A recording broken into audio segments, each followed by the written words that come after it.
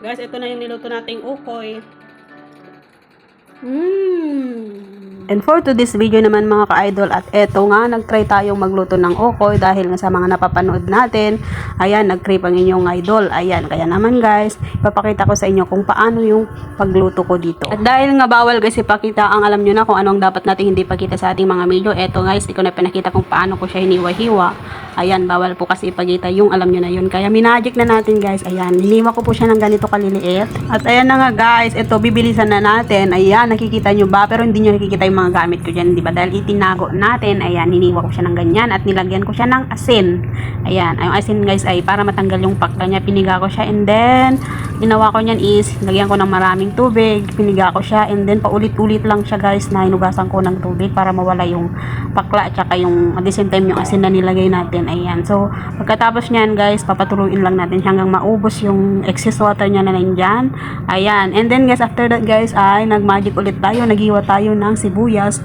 Ayan, and then maglagay tayo ng mga harina, asin, mga pampalasa. Lagyan din natin yan ng magic sarap, pamienta. Ayan, at saka guys, naglagay tayo ng konting patis at saka hindi mawawala yung itlog. Ayan, and then guys, i-mix lang natin siya ng maigi. Ayan, alam ko naman sigurado ako na lahat marunong magluto pero mayroon tayong kanya-kanyang style ng pagluluto. So, ito po yung aking ginawang pagluluto. Ayan, so, ang sekreto pala niyan para crunchy sa labas niya guys, and maglagay ako ng konting rice flour at saka, tawag nito, cornstarch na konti. And then guys, ganyan, ito nga po yung constancy ng yung mga mixture para po yan, ayan. Kita nyo yan, is crunchy na sa labas niya, sa loob niya is malambot. Ayan, so ready na siya, malapit na siya maluto.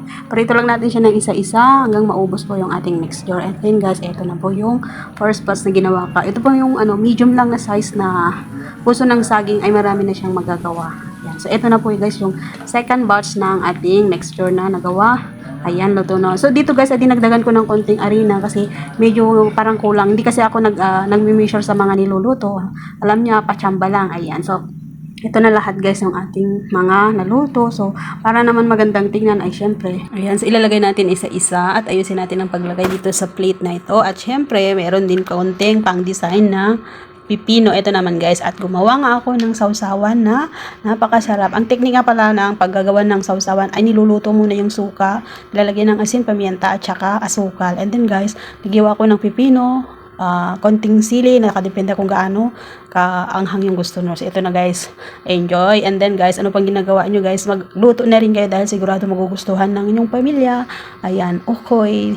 Thanks for watching. Bye!